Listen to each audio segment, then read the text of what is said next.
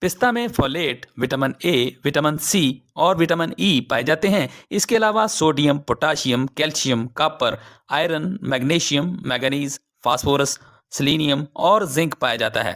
اس میں vitamin B6 کی بڑی مقدار موجود ہوتی ہے جو پٹھوں کو مضبوط بناتی ہے۔ اس میں موجود کیلشیم دانتوں اور ہڈیوں کو مضبوط کرتا ہے۔ اس میں آئرن خون کے سرخ خلیات میں اضافہ کرتا ہے۔ زنک جسم میں نئے خلیات بنانے میں اہم کردار ادا کرتا ہے۔ اس میں موجود پروٹین وزن گھٹانے میں معاون ہوتا ہے۔